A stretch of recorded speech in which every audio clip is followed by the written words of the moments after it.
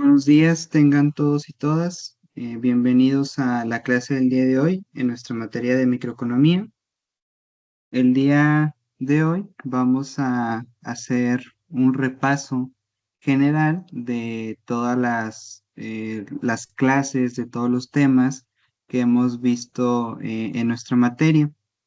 El día de hoy, pues vamos a repasar el tema de lo que es la microeconomía, otros puntos importantes que vimos a lo largo de este tetramestre, que es la teoría de la demanda, la teoría de la oferta, el equilibrio del mercado, la teoría del consumidor, también otros temas como la teoría de la producción y costos, la competencia perfecta y monopolio, fallos de mercado y externalidades, y pues básicamente eso es lo que vamos a ver el día de hoy en resumen.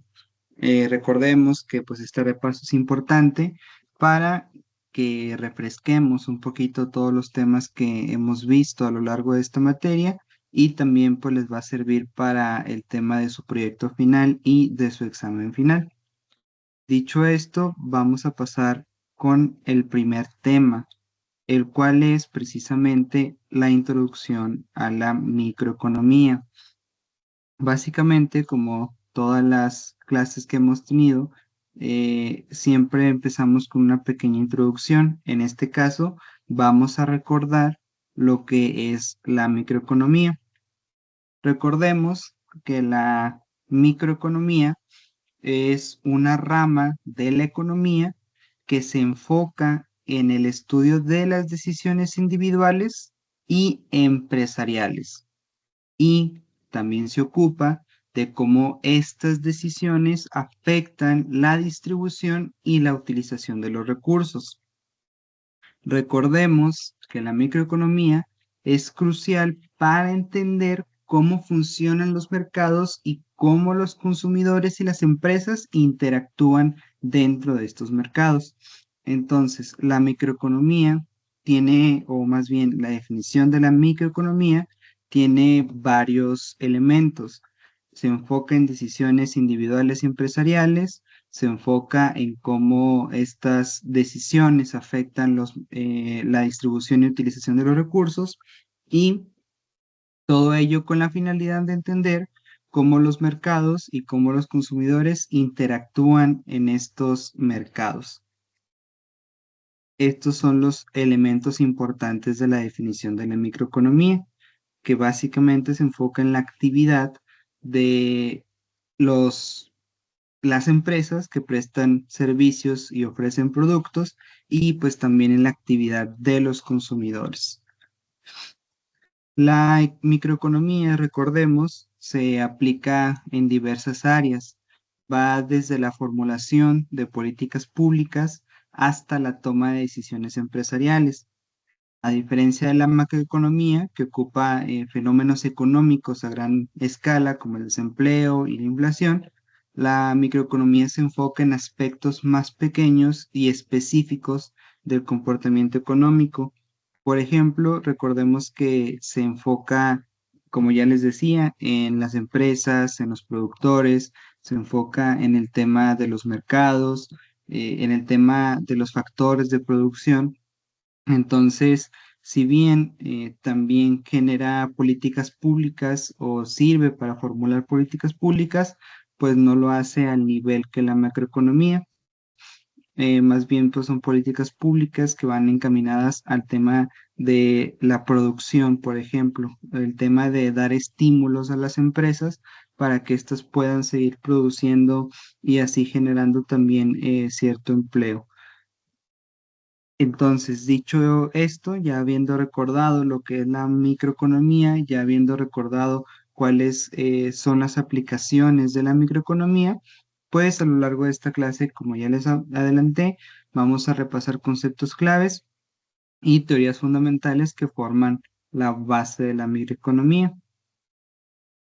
Bueno, aquí en esta diapositiva vemos la importancia de la microeconomía, que como ya les dije, se utiliza en formulación de políticas públicas, en toma de decisiones empresariales y pues ya vimos también la definición, perdón, la diferencia con la macroeconomía.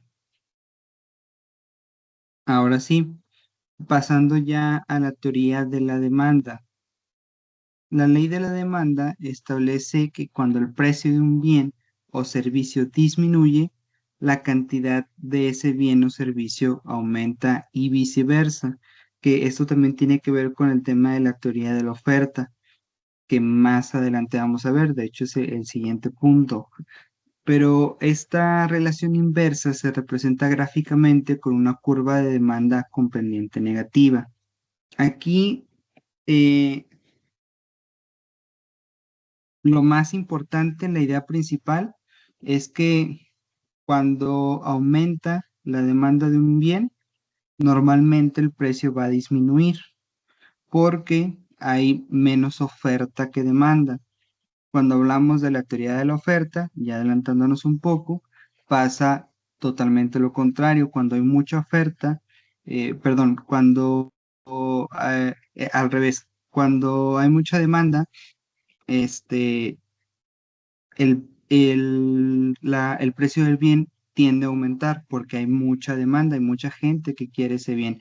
Y en el caso de la ley de la oferta, pues pasa todo lo contrario, porque hay mucha oferta, hay poca demanda, pues entonces se tiene que disminuir el precio del bien para que la gente empiece a consumirlo.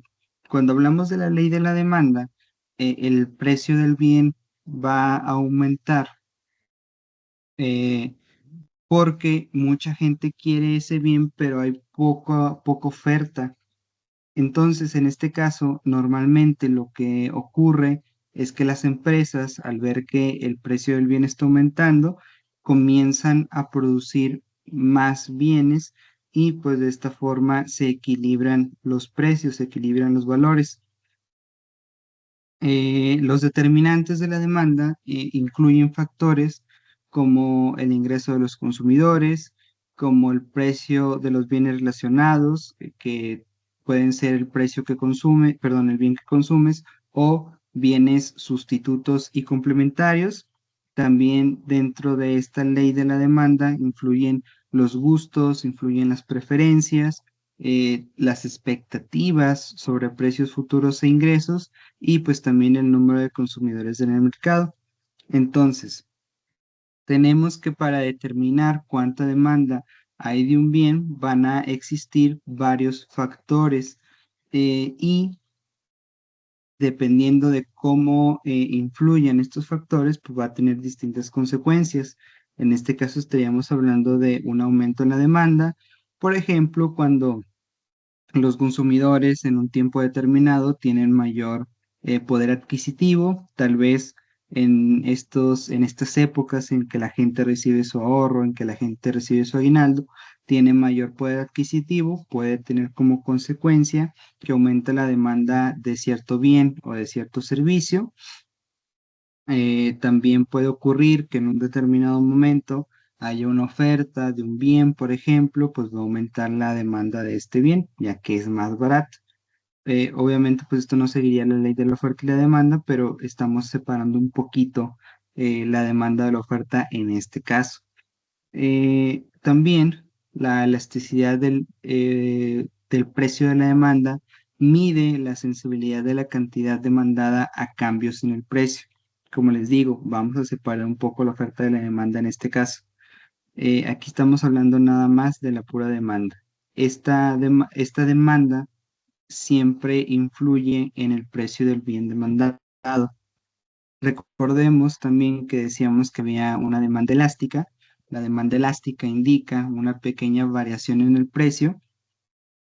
eh, Tiene como consecuencia que existe una gran variación en la cantidad demandada. Entonces cambia un poco el precio, pero la cantidad demandada se modifica en gran medida, que puede ser en medida positiva o negativa, que puede aumentar la demanda, puede disminuir. En contraste, una demanda inelástica indica que las variaciones en el precio tienen un efecto menor en la cantidad demandada. Aquí el, el precio puede aumentar o disminuir, pero va a tener un poco impacto en la demanda. Obviamente la demanda sí va a aumentar o disminuir, pero no en una gran medida, sino en una menor medida que cuando la demanda es elástica. Como tercer punto, tenemos el tema de la teoría de la oferta o ley de la oferta. La ley de la oferta indica que un aumento en el precio de un bien o servicio resultará en un aumento en la cantidad ofrecida de ese bien y servicio o viceversa. Esta relación directa se representa gráficamente con una curva de oferta con pendiente positivo. Recordemos que, pues básicamente siguiendo la misma lógica de la ley de la demanda, cuando el precio del bien se modifica, también se va a modificar la oferta de ese bien o servicio. Y recuerden que, de hecho, hace rato se los acabo de recordar, que normalmente cuando existe una demanda mayor, suelen las empresas aumentar las ofertas de su producto. Evidentemente esto está relacionado porque, como ya les dije, cuando se aumenta la demanda, se aumenta el precio de un bien o servicio por la cantidad de demanda que hay y la poca oferta, y esto normalmente impacta también en la oferta porque para equilibrar, pues las empresas comienzan a ofrecer más productos, comienzan a prestar más servicios. Bueno, más que para equilibrar es por el hecho de que como tienen un mayor precio, pues obviamente las empresas van a buscar beneficiarse de que ahora el producto es más costoso y por eso comienzan a producir más y pues al final esto genera un equilibrio. Eh, También, así como en la ley de la demanda, la teoría de la demanda, en la ley de la oferta también existen otros factores que influyen para que ésta se modifique. Encontramos que dentro de estos factores que influyen a esto, pues están los costos de producción, por ejemplo, está la tecnología disponible, también están los precios de los insumos, que son los bienes que se utilizan para producir otro bien, están las expectativas de los productores y los números de vendedores dentro del mercado. Todos estos factores son influyentes para que la oferta pueda modificarse. Por ejemplo, imaginemos que aumente el precio de ciertas materias primas que las empresas utilizan para generar un producto. Por ejemplo, vamos a pensar en una empresa que se dedique a hacer muebles de madera. Imaginemos que ahora la madera es más cara porque ya se están deforestando mucho los bosques y ya es más difícil obtenerla. Pues en este caso, como aumentan el precio de su materia prima, puede que exista una menor oferta por el hecho de que la materia prima es más cara. También puede ocurrir, por ejemplo, que se te descomponga maquinaria dentro de la empresa. Es posible que como se descompuso esta maquinaria que te ayuda a producir, pues disminuya la oferta dentro de esta empresa, o puede pasar totalmente lo contrario. Tal vez en lugar de que se haya descompuesto una máquina, más bien adquiriste una máquina que te ayuda a producir más y de manera más eficiente, pues entonces en este caso la oferta va a aumentar. Esto también pues está relacionado con los costos de producción y también está muy influenciado con el tema de el número de vendedores dentro del mercado. Este, Debido a que tú puedes producir un producto, tú puedes prestar un servicio como empresa, pero también tiene que existir gente que quiera vender ese producto dentro del mercado, porque no siempre las empresas se dedican a vender sus productos de manera directa. Por ejemplo, pensemos en estas industrias de alimentos. No es común que las industrias de manera directa ya le otorguen su producto a los consumidores, más bien lo hacen a través de supermercados, a través de tiendas, eh, a través de tiendas de abarrotes, entre otras cosas. Entonces, también tiene que existir vendedores que quieran vender tu producto dentro del mercado a los consumidores. También está influenciada la oferta por esto. Y también otro punto importante dentro de la ley de la oferta es la elasticidad precio de la oferta. que mide la sensibilidad de la cantidad ofrecida a cambios en el precio, que sigue la misma lógica que la ley de la demanda, que implica que una oferta elástica, o más bien una oferta elástica significa que la cantidad ofrecida responde significativamente a los cambios en el precio. Por otro lado, una oferta inelástica significa que la cantidad ofrecida es menos sensible a los cambios en el precio. Como ya les adelantaba en la ley para la demanda, en la ley, perdón, del precio de la demanda, pues básicamente se toman en cuenta los mismos factores. Una oferta elástica implica que el cambio en el precio sí afecta a la oferta drásticamente, significativamente, ya sea que la oferta aumente o disminuya. Por el otro lado, cuando hablamos de una oferta inelástica, pues puede aumentar o disminuir, pero no de una manera significativa. Eh, bueno, nuestro siguiente punto es el equilibrio de mercado. Para esto, pues vamos a ver cuándo se alcanza el equilibrio de mercado o su definición. El equilibrio de mercado se alcanza cuando la cantidad demandada de un bien o servicio iguala la cantidad ofrecida, resultando en un precio de equilibrio. En este punto no hay una tendencia a que el precio cambie, ya que el mercado ha limpiado, por así decirlo, cualquier exceso de oferta o demanda. Entonces, hablamos que un mercado está equilibrado cuando las personas, o más bien cuando las empresas están ofertando la cantidad de productos que las personas están demandando. Hay un equilibrio entre estos dos factores. Ya platicamos en los dos temas anteriores que puede ocurrir que haya más oferta que demanda, donde el precio va a disminuir o que pueda haber más demanda que oferta y el precio va a aumentar, pero en este caso no pasa ni una ni otra cosa. Lo que pasa es que los dos factores de la ley de la oferta y la demanda, de los factores que acabamos de ver, pues se encuentran en equilibrio dentro del mercado. Entonces, hay la misma cantidad demandada de un precio o servicio que la cantidad ofrecida. Hay la misma oferta y la misma demanda. Obviamente, pues esto también impacta en el precio. El precio no va a disminuir ni va a aumentar, sino que va a ser un precio equilibrado conforme al costo de producción, conforme al costo de la materia prima, conforme al impuesto sobre el consumo. Entonces ya no influye otro factor más que estos costos que van de la mano con la producción. Eh, Ahora,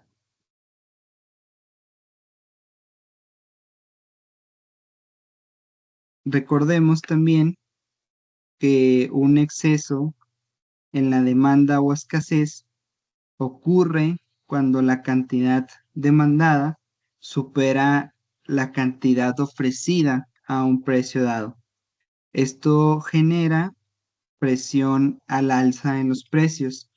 Por otro lado, un exceso de oferta o superávit ocurre cuando la cantidad ofrecida excede la cantidad demandada, generando presión a la baja en los precios. Que esto básicamente pues ya se los acabo de mencionar en temas anteriores, nos adelantamos un poquito. Pero pues aquí la idea principal con lo que quiere, este, con lo que quiero que se queden, pues es que cuando hay mucha oferta, los precios disminuyen normalmente, o más bien, este, cuando hay una oferta en exceso y es mayor a la demanda, y al contrario, cuando la demanda es mayor a la oferta, pues normalmente los precios van a aumentar. Otro punto importante del que hay que hablar es que el ajuste hacia el equilibrio implica que en presencia de un exceso de demanda o de oferta, los precios se van a ajustar hasta que el mercado vuelva a equilibrarse. y este proceso es esencial para el funcionamiento de los mercados, para el funcionamiento eficiente de los mercados competitivos. Entonces, que esto también ya se los adelantaba, este equilibrio normalmente se genera produciendo más cuando hay un exceso de demanda. En cambio, cuando hay un exceso de oferta, pues es más complicado porque influyen otro tipo de factores que ya dependen de los consumidores, ya no depende tanto de la persona o la empresa que está prestando un servicio o que está ofreciendo un producto. Pero cuando hay un exceso de demanda, pues comúnmente lo que se hace es producir más para equilibrar el mercado. Antes de pasar a este siguiente punto, que ya es el cuarto punto, no sé si hasta aquí tengan alguna duda.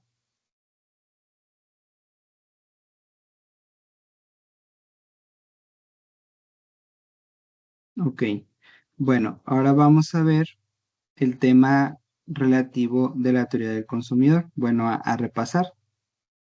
Recordemos que la teoría del consumidor se basa en el concepto de utilidad que mide la satisfacción o la felicidad de los consumidores que los consumidores obtienen de los bienes y de los servicios.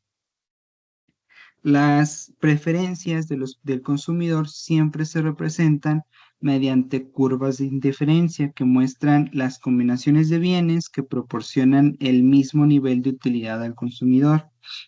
Recordemos aquí que, bueno, en primer lugar, es simple comprender la teoría del consumidor. Básicamente, mide qué tanta satisfacción, qué tanta felicidad obtienen los consumidores de los bienes y servicios que consumen.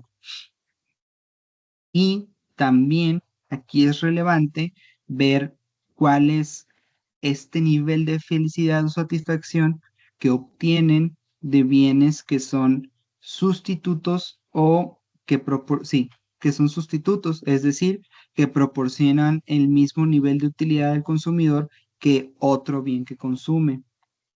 Eh, entonces, aquí estos dos conceptos son relevantes. Se toma en consideración tanto el bien, la satisfacción que le produce un bien, como la satisfacción que le produce el bien sustituto el bien sustituto, básicamente. Y porque al final de cuentas, el bien sustituto lo que va a hacer es generarle ese mismo nivel de utilidad o de satisfacción. Recordemos que las curvas de indiferencia son convexas hacia el origen y pues no se cruzan. La pendiente de una curva de indiferencia en cualquier punto se llama tasa marginal de sustitución. La marginal de sustitución, recordemos que nos muestra la cantidad de un bien a la que un consumidor está dispuesto a renunciar para obtener una utilidad adicional de otro bien, pero una unidad adicional de otro bien, perdón, pero manteniendo la misma utilidad. Aquí, recordemos que lo que hace el consumidor es renunciar a cierto bien para obtener una unidad adicional de otro bien, lo cual al final de cuentas le va a producir la misma utilidad. Entonces, el consumidor básicamente lo que hace es sustituir un bien por una unidad extra de otro bien que consume y al final de cuentas va a tener la misma satisfacción. Otro punto importante dentro de esta teoría es el tema de la restricción presupuestaria. Esta restricción presupuestaria nos representa las combinaciones de bienes que un consumidor puede adquirir con un ingreso dado y los precios de esos bienes. El equilibrio del consumidor se alcanza donde una curva de indiferencia es tangente a la línea de restricción presupuestaria, indicando la combinación óptima de bienes que maximiza la utilidad del consumidor dado su presupuesto. Entonces, también lo que se estudia dentro de la teoría del consumidor No es solamente la satisfacción o la utilidad que obtienes de un bien, ya sea un bien principal, o un bien sustituto, sino también que se toma en consideración cuál es el presupuesto con el que cuentas para poder adquirir ese bien o ese servicio.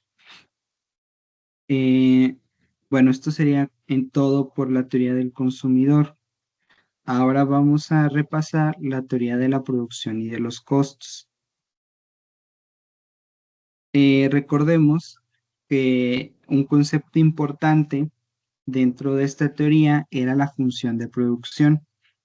La función de producción describe la relación entre la cantidad de insumos utilizados en la producción y la cantidad de output producida. Esta función puede tener diferentes formas dependiendo de la tecnología y del proceso productivo. Entonces, lo que estudia es la cantidad de insumos que utilices en la producción y básicamente los productos o la cantidad de productos que generas, la cantidad, vaya la redundancia, de productos que produces. Eh, Aquí también era relevante otro tema que es el de la ley de los rendimientos decrecientes, que establece que a medida de que se añaden unidades adicionales de un factor de producción, recordemos que los factores de producción pues tenían que ver con el trabajo, con la tierra, con la tecnología, y siempre y cuando mantengas constante los demás factores, eventualmente la tasa de aumento en la producción comenzará a disminuir. Entonces, lo que quiere decir básicamente es que si aumentas un factor de producción, pero los demás factores de producción los mantienes constantes, pues la producción va a disminuir. Por ejemplo, pensemos en un sembradío que produce pues cierta cantidad de maíz, por ejemplo. En este caso, imaginemos que aumentas el número de trabajadores dentro de ese sembradío, pero si no aumentas el número de tierra, por ejemplo, pues es posible que sigas produciendo lo mismo, porque al final de cuentas es la misma tierra que te encuentras trabajando, pero con más trabajadores. Tal vez puedas producir en un tiempo menor, pero pues al final de cuentas no es el mismo tiempo que tienes que esperar para poder cosechar eso que sembraste. Terminas en un menor tiempo, pero no puedes producir más. Tendrías que aumentar la tierra también para que mientras terminas un pedazo de tierra, después te pases al otro. Entonces, en este caso, la producción eventualmente va a ser la misma o incluso puede llegar a disminuir. Por otro lado, otro punto importante son los costos de producción. Estos costos de producción se dividen en costos a corto plazo y también a largo plazo. A corto plazo, algunos factores de producción son fijos, mientras que otros son variables. Y a largo plazo, todos los factores de producción son variables, lo que permite a las empresas pues ajustar todos sus recursos en respuesta a los cambios en las condiciones dentro del mercado. Eh, ok, nuestro siguiente punto es la competencia perfecta y monopolio. Aquí recordemos que en un mercado de competencia perfecta hay muchos compradores y vendedores y también hay productos homogéneos, hay libre entrada y salida del mercado y hay perfecta información. Aquí las empresas son tomadoras de precios, lo que significa que no tienen poder para influir dentro del mercado en cuanto al precio de los productos. Entonces, en un mercado de competencia perfecta, eh, contrario a lo que pasa en un monopolio o en un oligopolio, hay muchos vendedores que ofrecen un producto de la misma calidad, del mismo tipo, por eso decimos que hay productos homogéneos, y también hay muchas personas que están consumiendo esos productos de los diversos vendedores. Hay una libre entrada y salida del mercado porque las empresas fácilmente pueden entrar al mercado para vender esos productos y también porque fácilmente pueden salirse del mercado para dejar de vender esos productos. Y en este caso, al ser un mercado de competencia perfecta, las empresas no influyen en el precio de los bienes, no influyen en el precio de los servicios, porque hay muchos compradores y hay muchos vendedores. Entonces, en teoría, la ley de la oferta y de la demanda se encuentra equilibrada. Hay muchas personas que compran, entonces hay mucha demanda, muchas personas que venden, entonces hay mucha oferta y aquí encontramos un equilibrio entre la oferta y la demanda, por eso las empresas no pueden influir en el precio del mercado, ya que este se va a encontrar determinado por la oferta y por la demanda que existe. También hablamos de que hay una perfecta información porque todas las empresas pueden tomar esa información, pueden acceder a esa información. Entonces, el equilibrio en un mercado de competencia perfecta se alcanza donde la curva de demanda del mercado cruza la curva de oferta del mercado. En este punto, el precio de mercado iguala el costo marginal y las empresas maximizan sus beneficios. Por otro lado, cuando hablamos de un monopolio, recordemos que un monopolio es un mercado con un solo vendedor y muchos compradores donde el monopolista, la empresa que tiene el monopolio, tiene poder de mercado y puede influir en el precio del bien o del servicio. Los monopolios pueden surgir debido a barreras de entrada como patentes, control exclusivo de recursos o economías de escala. Entonces, en un monopolio tenemos que hay un solo vendedor y muchos compradores. Entonces, básicamente, ese único vendedor tiene todo el poder del mercado porque es la única empresa, el único órgano que ofrece un determinado producto o un determinado servicio. Y como es el único que ofrece ese producto, el precio del bien o el precio del servicio, pues depende directamente de él, ya que él determina cuánta oferta hay de un producto, dependiendo de la demanda. Entonces, y pues no hay nadie frente a él que le haga competencia, no hay ninguna otra empresa que pueda ofrecer un precio diferente. Por eso, pues básicamente lo que hacen en los monopolios es fijar el precio que ellos quieren.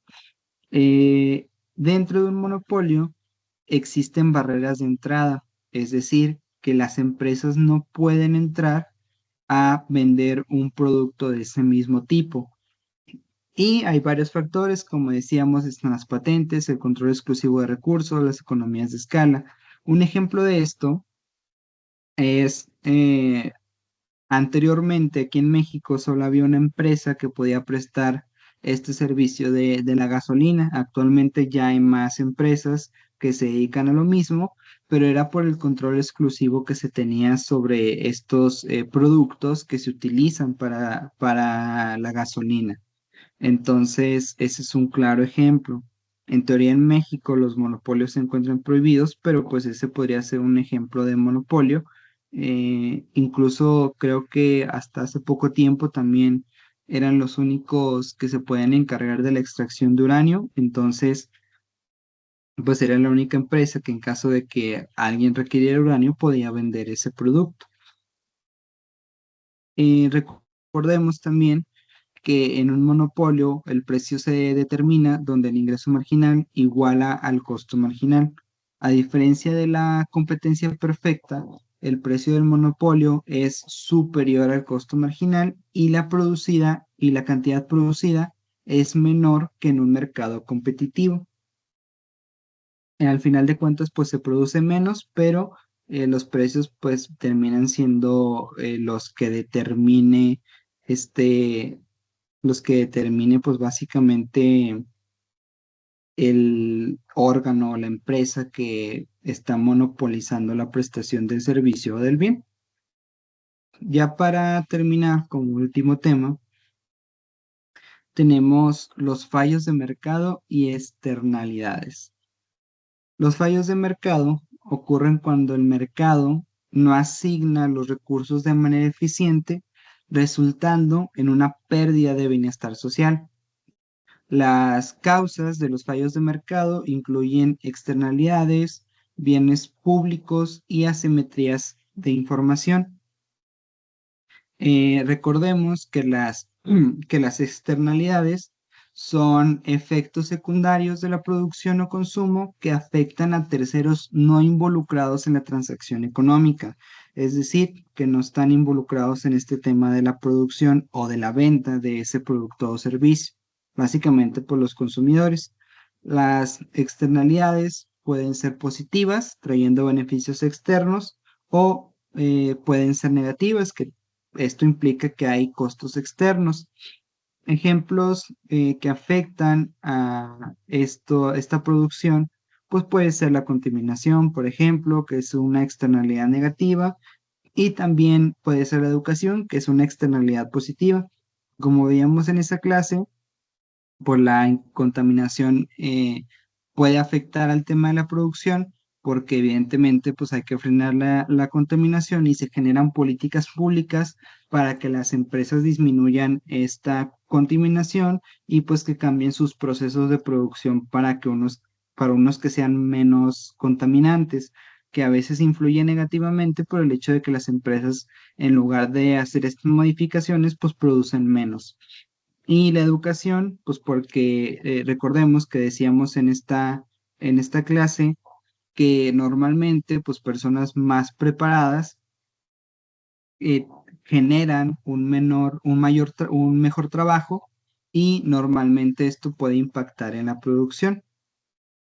Obviamente pues dependiendo en qué áreas se desarrollen, pero pues enfocándonos en estas empresas que producen bienes o que prestan servicios, personas mejor educadas, mejor preparadas, van a desempeñar un trabajo más profesional, y al final de cuentas esto impacta también en la producción que se realiza dentro de esa empresa.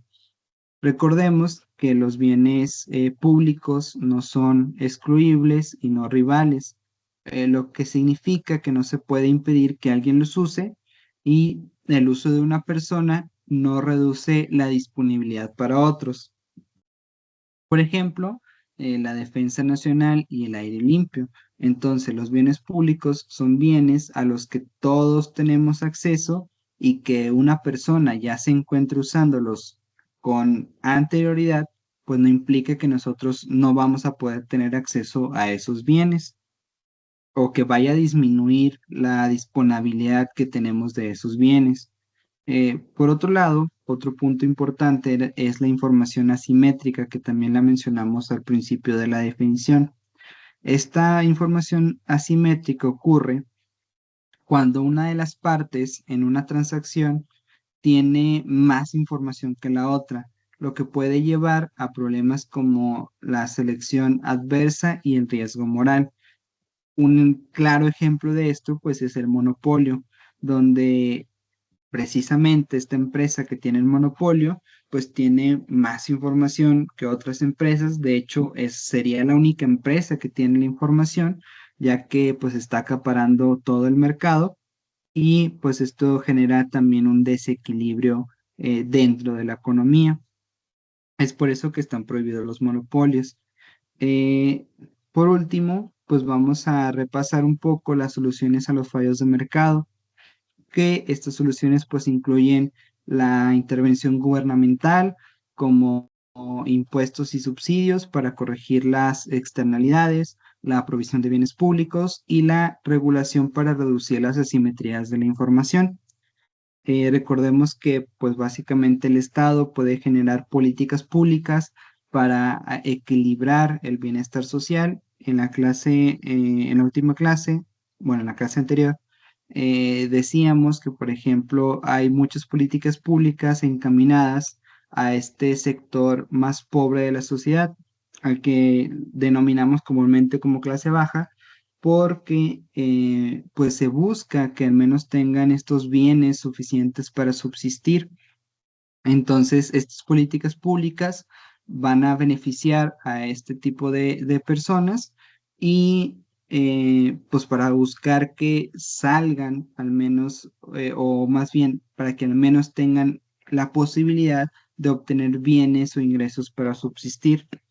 También hay impuestos y subsidios, que estos son más enfocados a las empresas, eh, ya sea que les digan pues que no paguen impuestos o que disminuyan los impuestos sobre la producción. Y pues básicamente estos son las soluciones que pueden haber respecto a los fallos del mercado. Básicamente, pues estos serían todos los temas que teníamos que agotar el día de hoy. Ya dimos un repaso por todos los temas. No sé si hasta aquí existe alguna duda.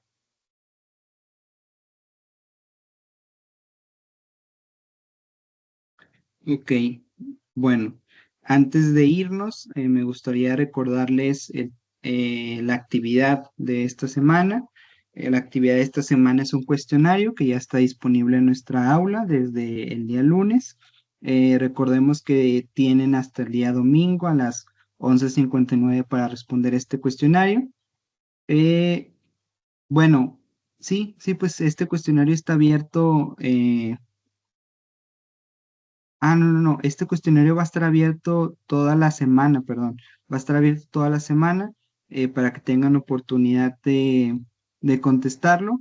El límite de entrega de este cuestionario va a ser hasta el final del curso, a diferencia de los demás que se cierran dentro de la semana de clase, pues este va a estar abierto para que tengan oportunidad de entregarlo, para, pues en apoyo a todos los compañeros que no tienen oportunidad de entregarlo por temas laborales. Este cuestionario va a estar abierto hasta el final del curso, en la semana 13. Esta evaluación consta de 10 preguntas de opción múltiple. Recuerden que es importante planificar el momento en el que van a presentar este cuestionario. Les recomiendo que estén en un ambiente relajado, que les permita concentrarse, que tengan una conexión estable a internet, que estén en un equipo para que no vayan a sufrir pues algún tipo de falla, para recuerden pues también tener conectado su equipo para que no se queden sin batería. La duración de este cuestionario, como todos los demás, es de 20 minutos. Y pues tienen 2 intentos para presentar este cuestionario. Recuerden que se va a tomar en consideración la calificación más alta que hayan obtenido en estos 2 intentos. Dicho esto, pues prácticamente sería todo por el día de hoy. Muchas gracias por su atención.